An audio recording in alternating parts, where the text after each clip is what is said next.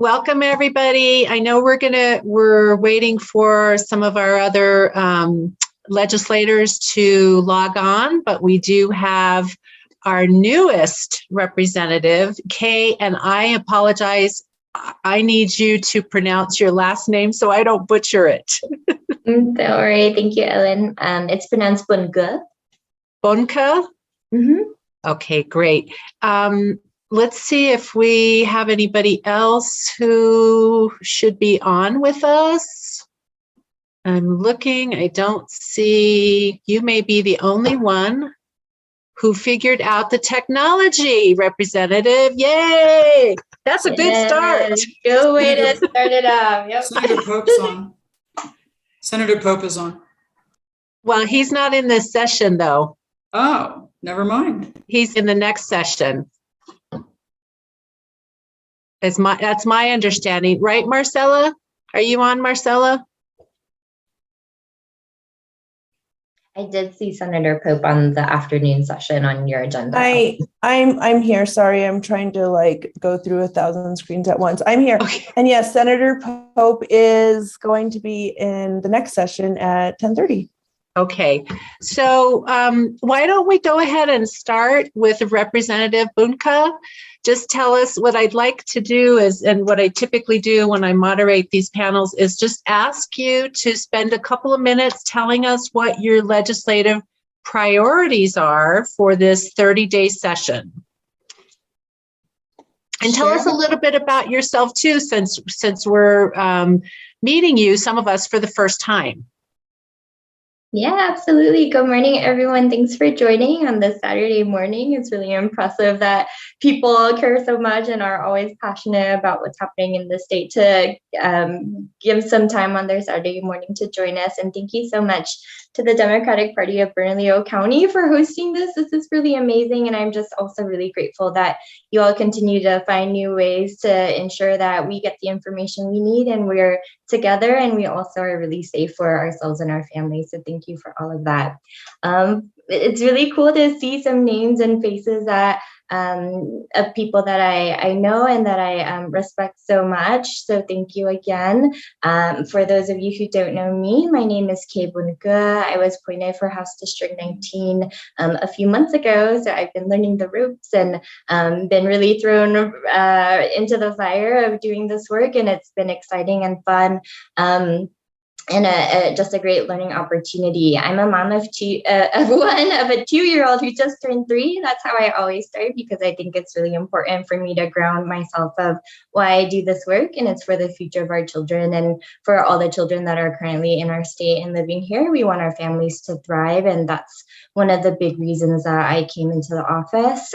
Before this, I was the executive director of New Mexico Asian Family Center, so I really learned the way of organizing by doing it on the ground, a lot in Southeast Albuquerque, specifically in the International District, and working around ending gender-based violence within the state. So that's where my roots go. I've since switched over to conservation. So I work at the Wilderness Society as the deputy director for the state of New Mexico, and really working on initiatives that get our state to addressing the climate crisis. So really cool to sit in and listen to Gabe in his talks and his fluency in this work. He's been doing it for his whole life. So it's great to have that be the grounding for this.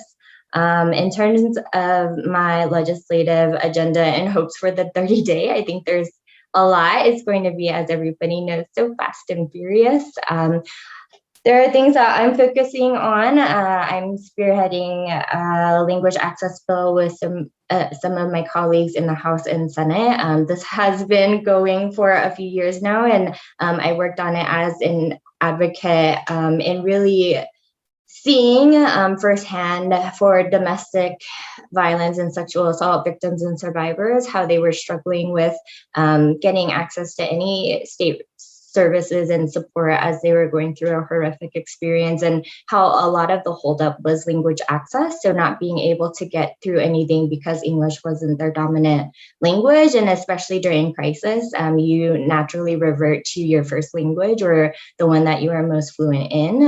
To see that struggle and to recognize that language access is a human right and it's a civil right, for us to do better in the state. There were hopes to do it administratively, but I think at this point we want to see it codified and do it legislatively. So we're trying to push through, again, a language access bill that would support everybody who doesn't speak English as a first language, and also supports those with American Sign Language, and on and on. So this for us would be a way for the state to do more comprehensive programming and support services for really everybody who lives here in New Mexico, as well as those who are more vulnerable because of their language abilities.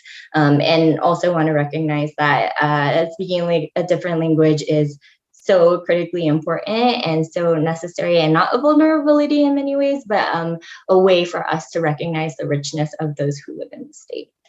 I'm also pushing forward Asian Pacific Islander and Native Hawaiian Recognition Day.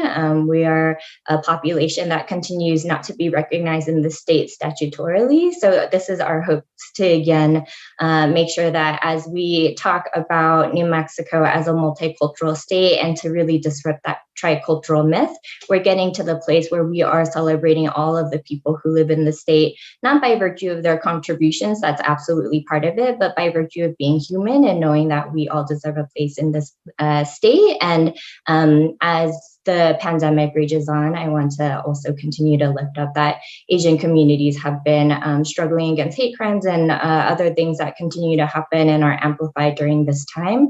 So it just makes sense for me, timely and urgently, and also with the backing of so many community organizations to say, yes, let's do this. There are also some things in the international district that, and Ellen, just stop me if other people are coming on. I know I had like 5 minutes, so I want to see how much I can get in, but also not overwhelm everybody. And I see Rep Figueroa on my screen too.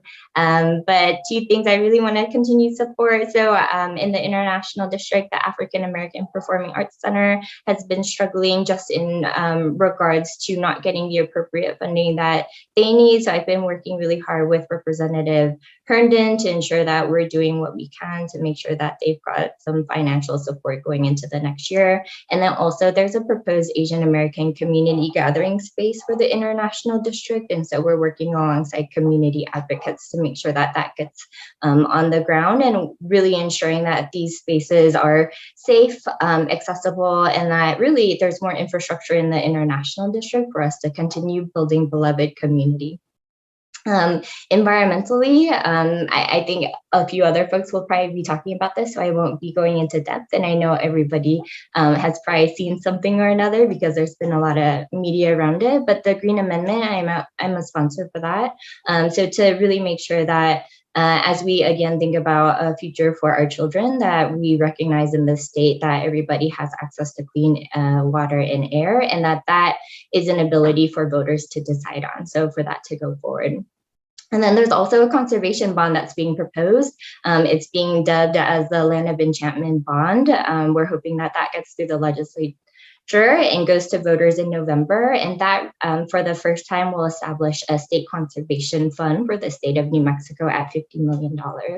And then the last thing I want to really lift up here, because I know so many of you care about it and I care about it absolutely, is something that Governor Lujan Grisham and Secretary of State Maggie Toulouse-Oliver are hoping to move forward, is expanding and protecting voting rights for those who are living in New Mexico. This includes things such as supporting Native voting access by expanding the timeline for Indigenous nations, tribes, and pueblos to request alternate voting sites, supporting automatic restoration of voting rights of those convicted of a felony who are not currently incarcerated, and then allowing 16-year-olds to participate in local elections, to name a few. I think that's really important, and I think folks deserve to have that their rights and really protections expanded here in our state, and we can be a really great model for the nation. So I'm going to pause there. That was so much, and thank you for the time. Thank you all for letting me go first. Thank you so very much, Representative Bunka, and congratulations on your appointment. It sounds like you have a very aggressive and important agenda, and best of luck to you, and we'll be behind you, okay? So good luck. And let's go next to Representative Natalie Figueroa. She is representing House District 30. Welcome, Representative Figueroa, and we'd love to hear about your agenda items for this upcoming session. Thank you. Thank you very much. And thank you for all of these fabulous people who show up on a Saturday morning, because this work is important. It's nice to see faces of so many people that I've known and worked with. Thank you for being here. And Kay has outlined a lot of the work that we are doing as a Democratic caucus in the House, and I don't want to repeat it. I will say that along with the voting rights protections and expansions, I'm going to carry a joint resolution for a constitutional amendment to establish an independent redistricting commission. And that's going to bring up a lot of pain and trauma for a lot of us, because it's so recent, but we need to establish that. It's time. So that's one. Regarding education, teacher recruitment and retention is obviously a big issue. We are not going to get the results of our educational system that we want for our students if we don't have teachers and really great teachers. So the compensation package, there are various possibilities floating in various budgets, from the exec budget to the LESC budget to the LFC budget. And somehow we're going to pull all those together. But an increase in compensation for teachers is essential. We have to be able to keep them here and not lose them to neighboring states. And also pension bill, I'll be helping pull through a pension bill for the ERB to make sure that's solid, because that is part of our recruitment and retention issue. It also affects our bond rating as a state, so we have to make sure that our pensions are in good shape. Residency training is proving to be one of the best ways to train teachers that will stay in the profession. So increasing residency training and support for new teachers so that we don't lose them in the first 3 years. That's where we lose about half of them, and we can't afford that anymore. New Mexico has the second highest aging group of teachers in the country. So we're going to lose a whole bunch of them in the next 10 years, even with this compensation increase. So we have to focus on pulling in the new ones and supporting them in such a way that they stay.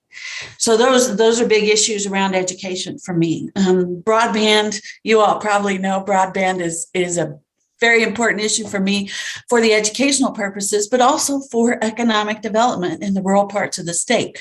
We have to have high speed, affordable, accessible broadband everywhere.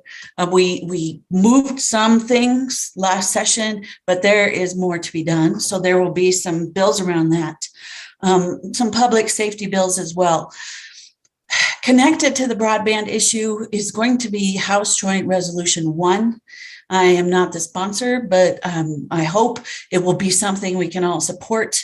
It will identify essential household services, broadband being one in the Constitution, so that we don't constantly run up against the anti-donation clause when we are trying to build out broadband infrastructure. Now, granted, that has to be done super carefully, but we need to do it because the New Mexico courts have not defined clearly the parameters of our constitutional anti-donation clause. So we as legislators can't do some legislation that I think will serve New Mexicans really well. So I think that's enough from me. Let's go on to the next person. And I'm really glad you're all here. Thank you. Thank you so very much. We don't have any other legislators who have joined at this point. I was going to ask Harold if he would be willing to speak, but he's not in the room anymore. So what? Oh, Marcella, go ahead. So Representative Liz Thompson and Representative Christine Trujillo are having a hard time logging on there, talking to tech support, and hopefully we'll be on soon, but that's where they are. They are trying. They have been trying for a while, so. Thank you, Marcella. Yeah, I know this is it's a new thing for us, and I really want to acknowledge our chair, Flora Lucero, who really pushed for the party to grow in terms of its video conferencing capabilities. And so hopefully, we can work out some of the bugs. But while we still have time, I want to just invite anybody who has questions for Natalie or Kay. It looks like Brian is raising his hand. Brian, go ahead.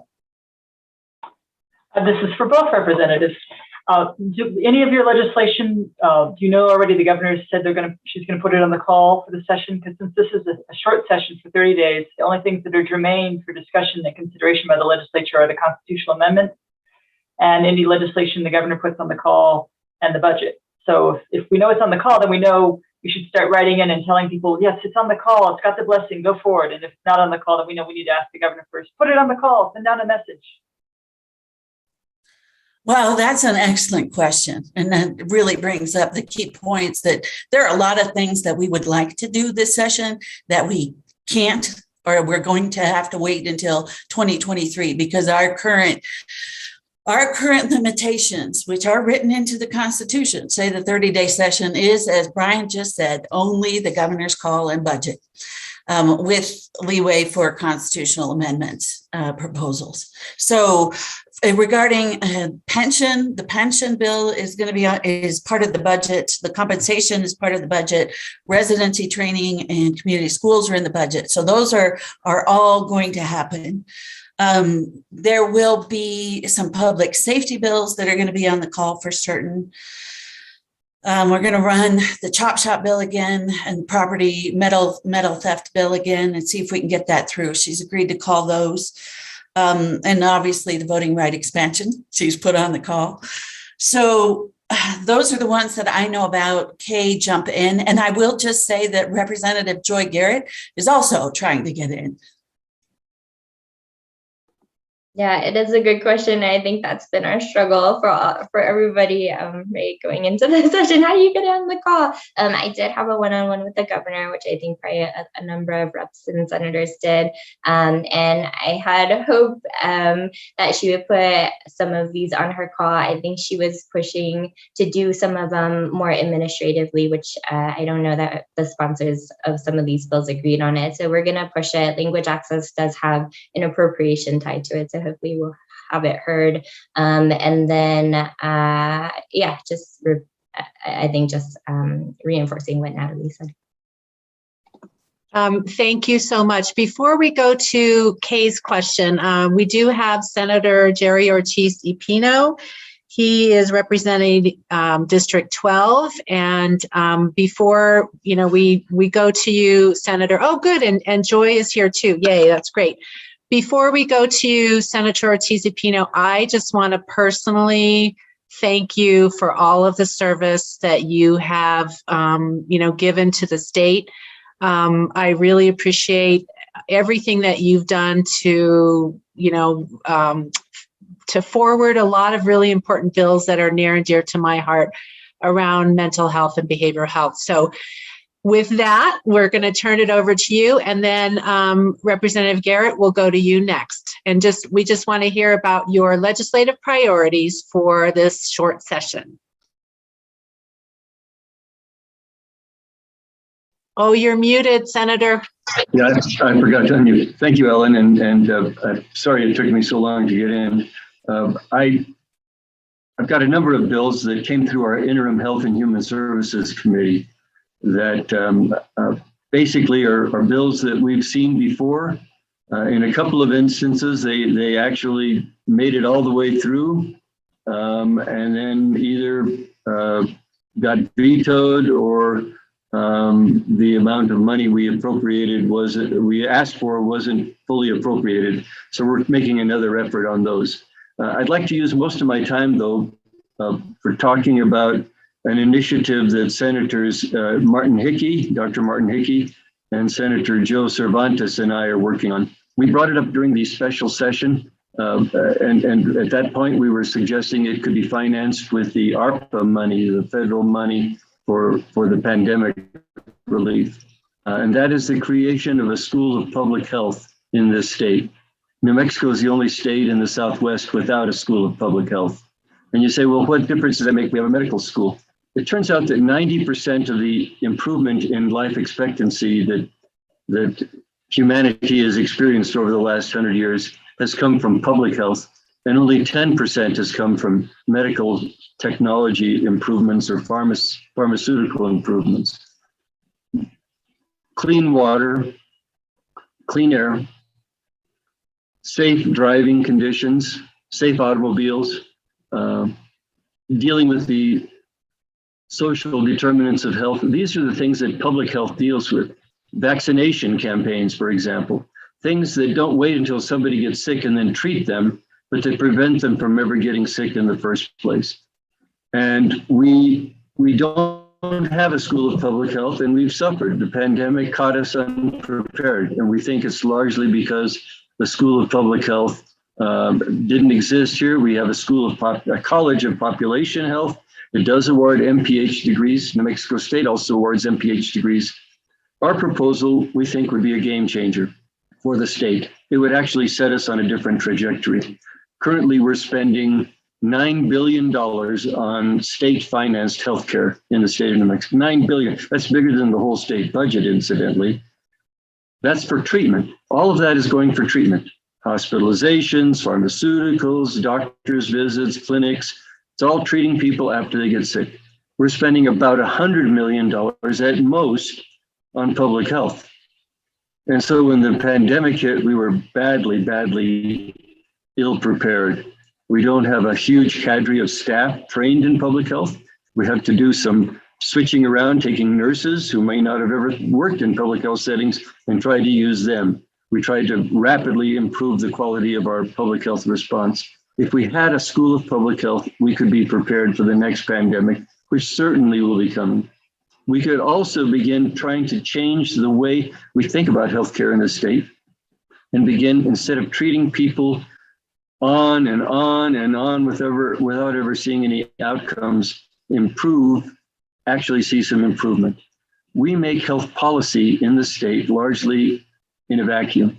We don't know the data we need to know about whether this money spent on this service is going to produce results.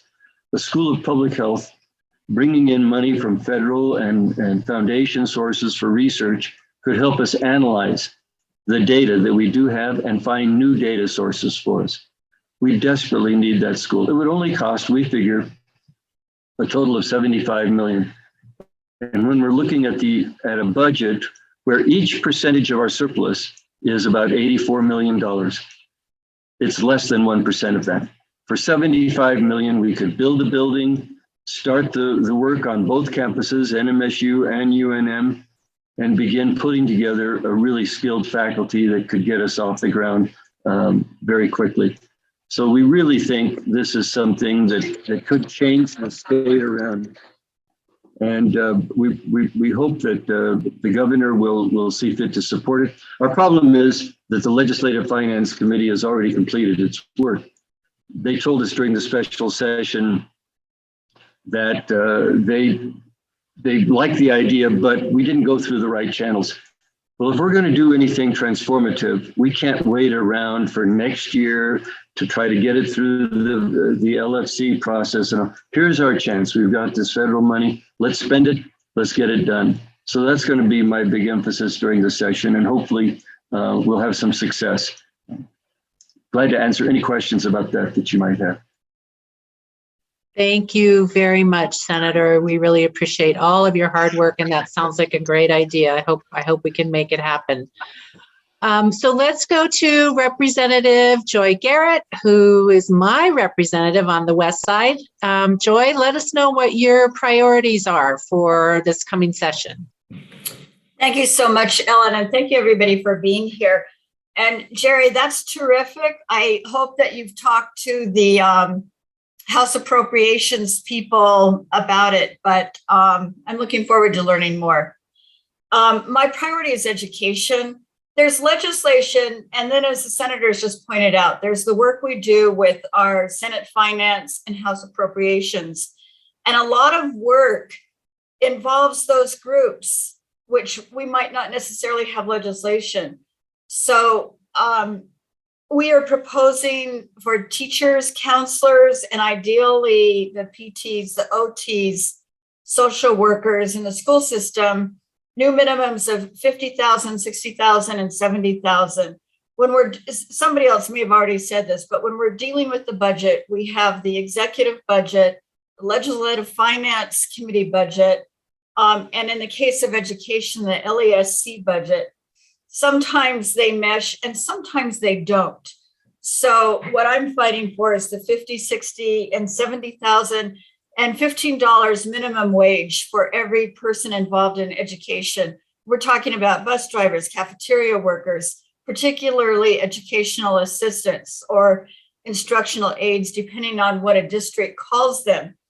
For example, we have a new legislative mandate from last year that the minimum wage now in New Mexico is $11.50, but we feel that's not acceptable for educational workers.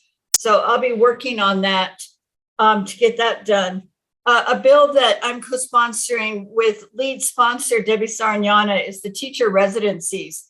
And this is that many of you have been in education, and many of you, like me, are still paying off your education. So with teacher residencies, a teacher going into practice, and there's different categories, different details to be worked out, but they would actually get a stipend, ideally of $35,000, so that they wouldn't have to take out a massive student loan, and that they would be able to support themselves in the process. So that's one of my top priorities. I continue, Natalie and 6 other women, we've been working for 1.5 years on broadband with equity, expansion, and access. And so we've been relentless. It's like right now our team is working on amendments to the Connect New Mexico Act to make it more effective. We've learned you do your legislation and then there's always kinks to work out that you didn't anticipate. So that's one of my top priorities, to make sure broadband actually happens now, not 5 years or 10 years from now. I had hoped, I think Kay may have mentioned, she had been working on the Office for Prevention of Gun Violence. It doesn't look like that's going to be on the governor's call, but gun safety continues to be a priority for me. I was a sponsor of the red flag or the ERPO law. We did amendments last session in January. However, due to a number of factors, we didn't carry that to the Senate or even bring it to the House floor. But what we are doing is studying how it's being applied. And if we need amendments, I'll do them next year. So education and broadband are my top priorities. Also, a bill that I'm waiting to see if it gets on the governor's call is private-public partnerships. My studies of broadband show that private-public partnerships done in a way that honors taxpayer money, labor, and the private partners. If we can get the balance right, it can really, really, really help the actual expansion and implementation of broadband throughout every corner of our state, rural areas, tribal and Pueblo lands. So I continue to work on that. So those are my priorities. Thank you so much. Thank you very much, Representative Garrett. And we do have Representative Liz Thompson with us. Thank you, Representative, for hanging in there with us and your patience in getting through. Representative Thompson is representing House 24 here in Bernalillo County. Go ahead. Good morning. I'm sorry, I just got in. What's the directions? We're asking everybody to just give us your legislative priorities for this upcoming session. Okay, I'm hopeful I will have 3 bills. The first one, I've been told by the governor's office to be optimistically hopeful. So that's where I am. That's easy enrollment. I carried that last year. And essentially, the purpose is to get more people to have health insurance. And how this would work is when you file your state taxes, there's a box you can check that says you or someone in your household does not have health insurance. And when that box is checked, it will go to, I believe it's HSD. We've been going back and forth, Human Services. They will look at it, determine if that person is eligible for Medicaid. And if they are, they will help them sign up, or what they can do on the exchange. So they will then help them to get to the exchange to get signed up for health insurance. And so as the new chair of the Health and Human Services Committee and a longtime healthcare advocate, anything we can do to get more people to have health insurance, the better off we'll all be, including those of us that already have health insurance, because we do pay for people who don't.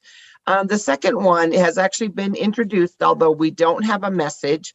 It's on affirmative consent, and it's a bill that sets out for PED that in the sex ed classes that kids are taking, that affirmative consent be the standard, that only yes means yes. So not saying no in terms of sexual activity doesn't mean yes. Being passed out doesn't mean yes.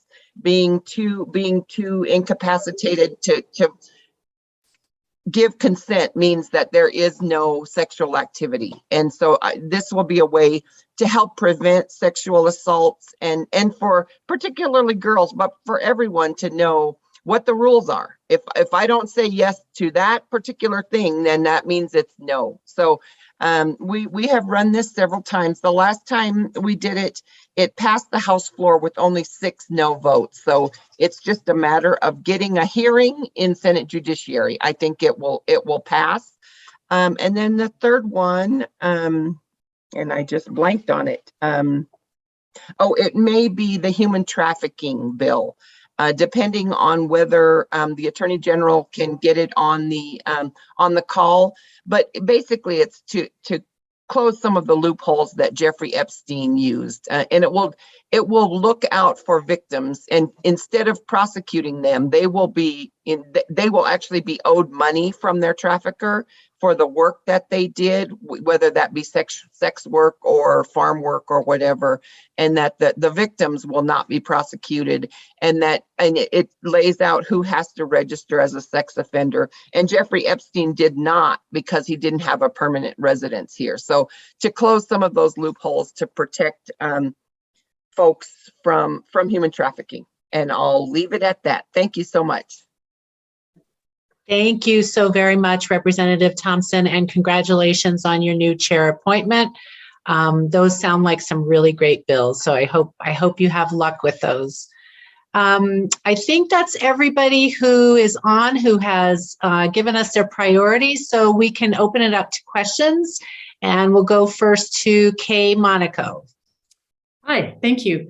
I don't know exactly who to address the question to, but this is about voting rights. I think 2 sessions ago, there was a memorial to look at a complete vote by mail system for New Mexico. And I don't think that memorial went anywhere. Colorado and Washington do vote by mail and have a much greater participation in voting. So I'd really wonder if it's a possibility at least to look at a memorial this session. I know the Secretary of State was supporting the memorial to look at vote by mail. It would really expand our voting in the state. And especially for people in rural areas where we don't have you have to travel to vote.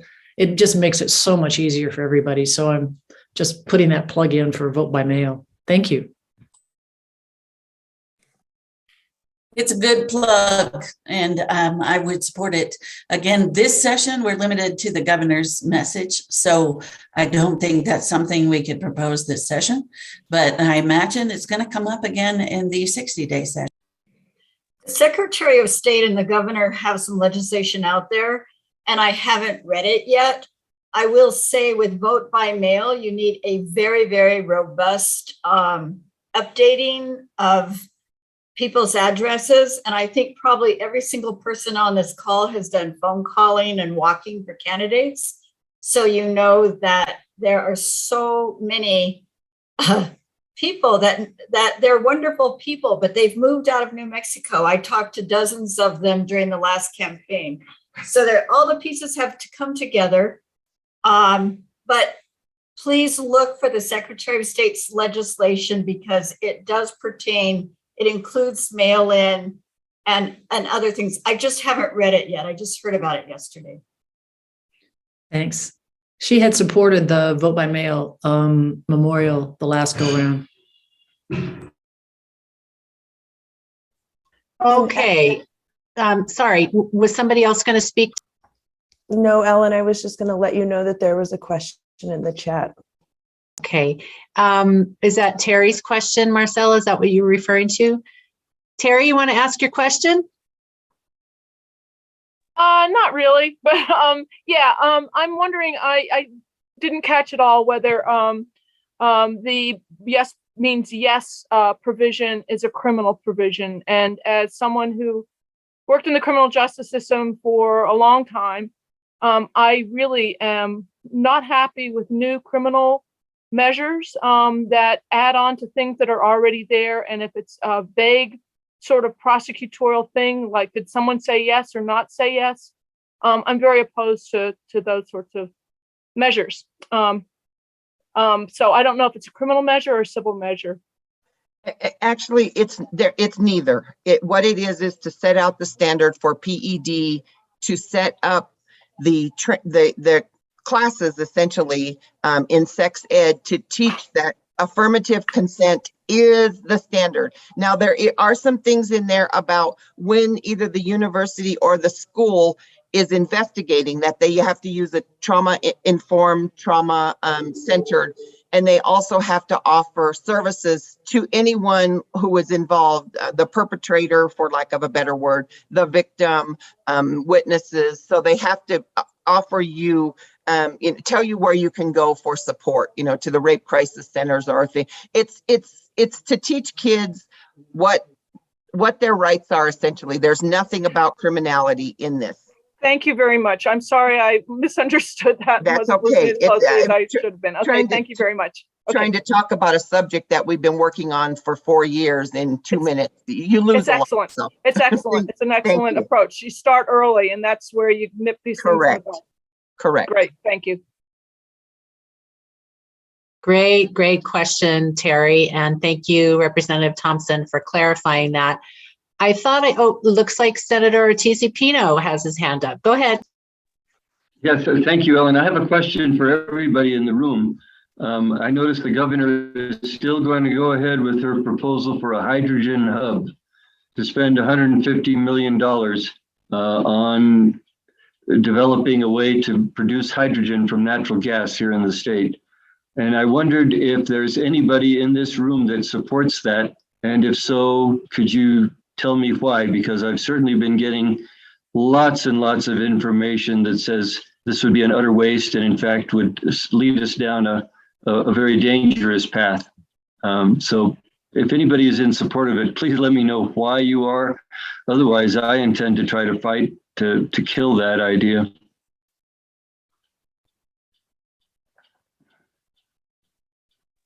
Does anybody want to respond?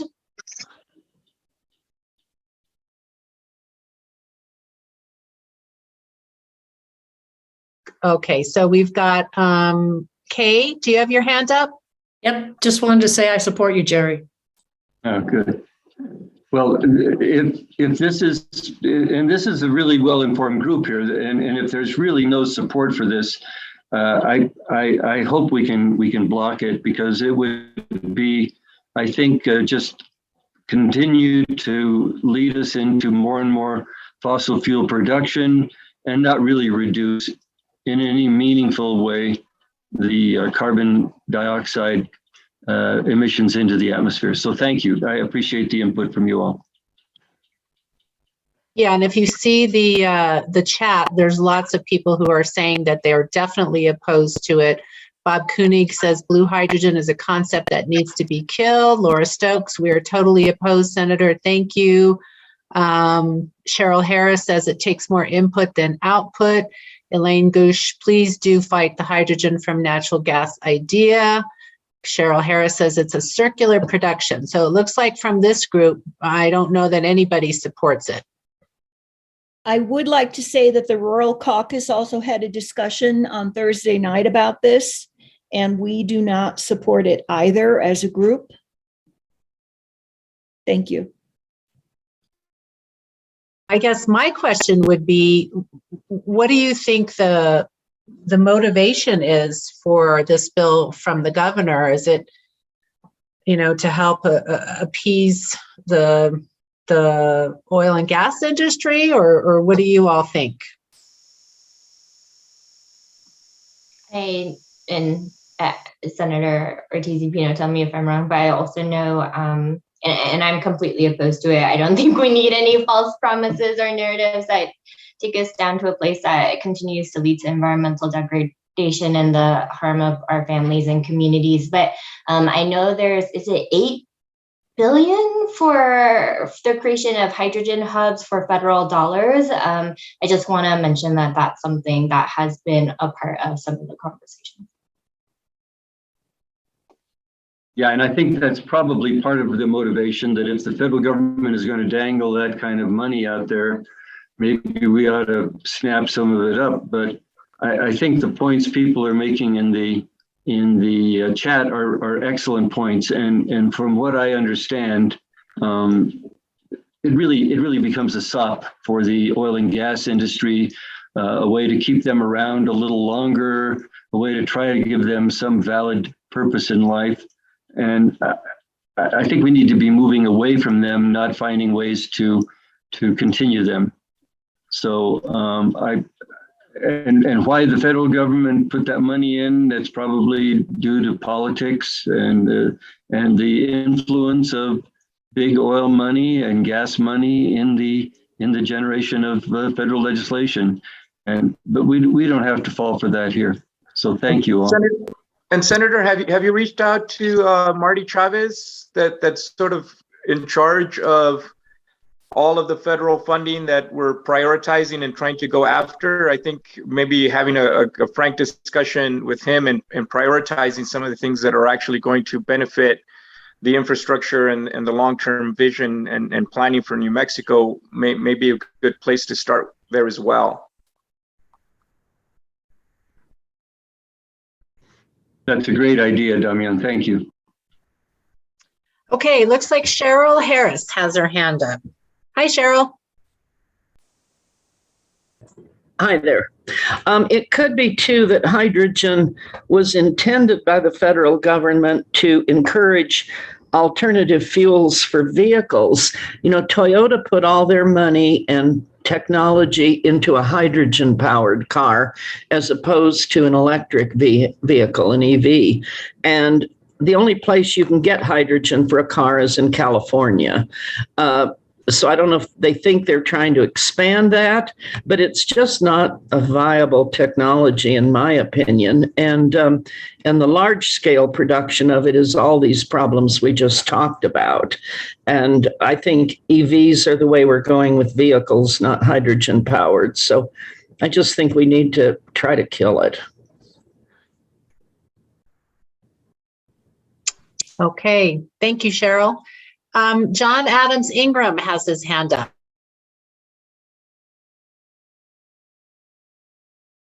Go ahead, John. If you want to ask a question, you have to unmute yourself.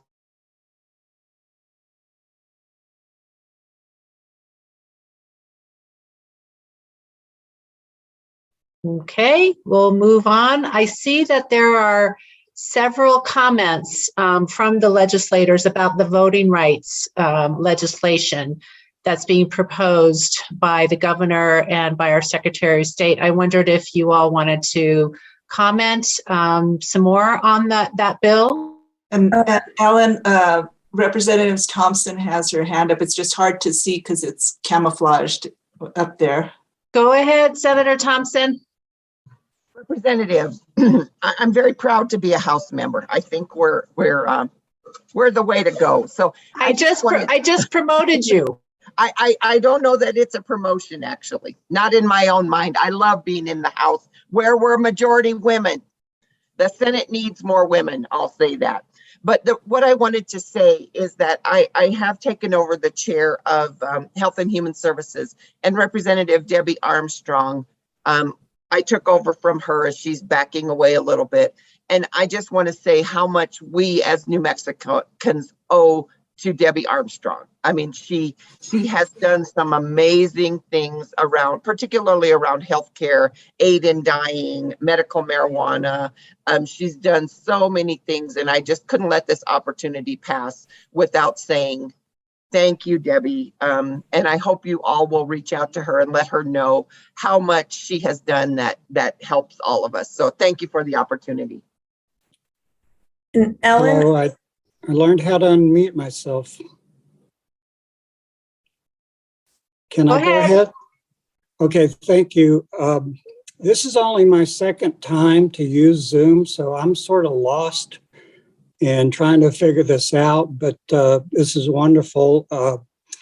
All you legislators, I think you're wonderful. You're doing a super job. One of my projects is to work hard to make sure you're paid a professional salary and we get away from this part-time nonsense of doing the state's business.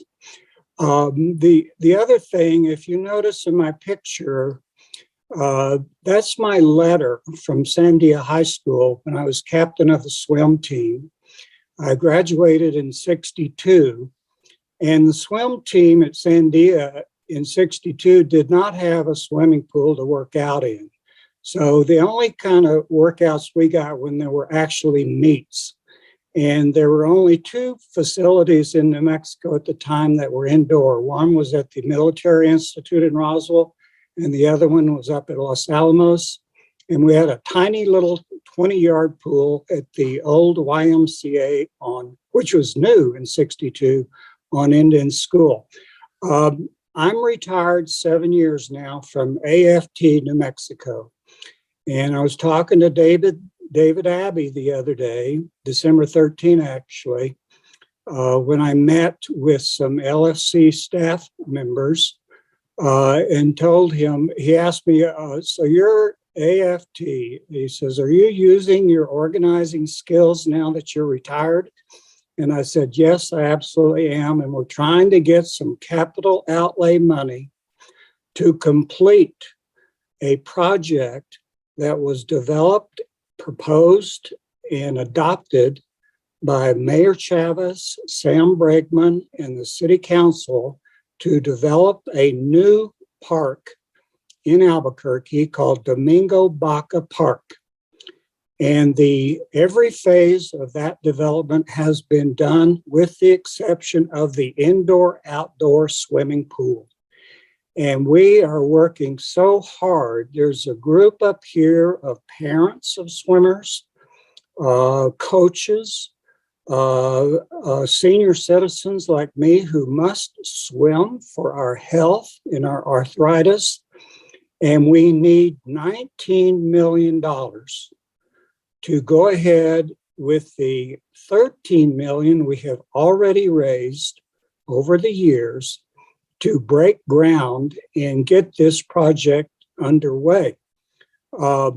We are activating every single group and individual that has an interest in seeing this new pool come online. One thing that we're doing, and we launched this yesterday to our networks, and we have networks across the city now, is that each of us is contacting our particular representative and our senator and saying to them, hey, I'm a constituent of yours and I support you in what you're doing. But now that we have all of this capital outlay money, let's put a small amount of it to use and complete this pool. So what we're doing is what I'm going to do today. And this is directed to all the senators on this Zoom and all the representatives. Would you please contribute an amount that is reasonable of your capital outlay funding to this project and help us get this thing built? We have made the same ask to the governor's office through former Mayor Marty Chavez, who was in charge when this plan was developed. And we have made the same request to all of the folks up there that I know and had relationships with when I lobbied for the Albuquerque Teachers Federation starting in 1986, and then for the AFT New Mexico later on. So you heard my ask. If you would like to respond, that would be super terrific. And we love all of you. And we think you are doing a wonderful job. Just keep up the good work and let's develop our communities in all aspects and keep them healthy. These kids need to learn how to swim. And some of them want to compete and go on and win college scholarships. We all have to understand that cannot happen unless we have facilities. Right now, the north part of Albuquerque is the only sector of our wonderful city which does not have a nearby indoor-outdoor swimming facility. This would fill the gap. And thank you so much. Thank you. I'm going to shut up now and listen. Thank you very much, John, and congratulations on getting on Zoom and being a part of this great forum this morning. We really appreciate your thoughts. Marcella, I think you had a comment? No, so I have been getting text messages from Facebook Live folks who have a question. And the first one is, although I'm excited and grateful about allocating funds to remove families from a wait list for waiver services for individuals with disabilities, however, what legislation is going to address a lack of providers? And that's from Chris Larinaga. And we have, I don't know if any of the members want to ask. And the second one is, can UNM get a School of Social Work program started? So those are from Facebook Live. I will start on the DD waiver one. And for those of, I assume everybody knows, but that's the developmental disabilities waiver. Right now, the waiting list is, they're saying 13 years, although I met someone recently who's in their 14th year. So to wait for services for people with developmental disabilities. So there is a provider shortage. We don't pay well. There's a provider shortage in everything. I mean, my son lives in a group home. I have an adult son with severe autism. He lives in a group home. They're at about 50% vacancy rate in staff. So the owner is doing shifts in houses. They've combined some houses. So we do have a shortage. We have rate studies, I believe, from nearly 20 years ago that we still haven't met, although there is a plan to start paying folks. One of my ideas about that is to have a career ladder, essentially, so you can get training and have a way to move up. Right now, you can make as much money or more flipping burgers at McDonald's as you can taking care of my son, who's 6'7", breaks glass and makes holes in walls and smears feces on ceilings. Who would take that kind of a hard job? So we have a lot of work to do, but families have been waiting for a really long time to get services for their kids. It's going to be an all of the above kind of thing where we recruit, we retain, and we pay people enough to make it worth their while to do. But it's a big problem. I mean, we need healthcare folks in that world. That's my world is. And there's not enough of us by any stretch of the imagination. So it's not going to be easy. It's not going to be fast, but we can't keep saying to families, well, we don't have the infrastructure. So sorry, you're out of luck. Thank you for the question. I'll take a stab at that social work school at UNM question. We currently have a task force that's looking at social work issues.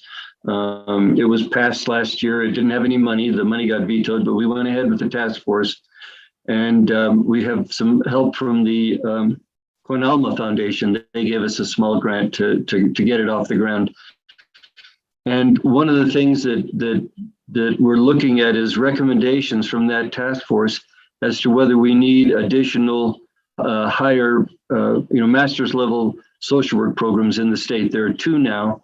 Actually, there are 3. Western New Mexico has one as well.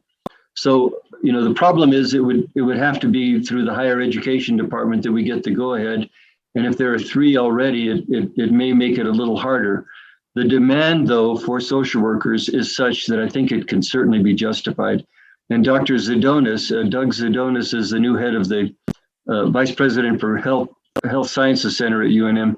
He is very aware of and supportive of expanding behavioral health preparation programs, including social work. So he would be a great ally. And this is something that we could begin working on. It's something I could work on even after I left the legislature. So that's one of the things on my bucket list to try to get done. Oh, and I wanted to mention, I noticed that Representative Dixon is on as well. She is way at the end of the line there on the next page of our gallery.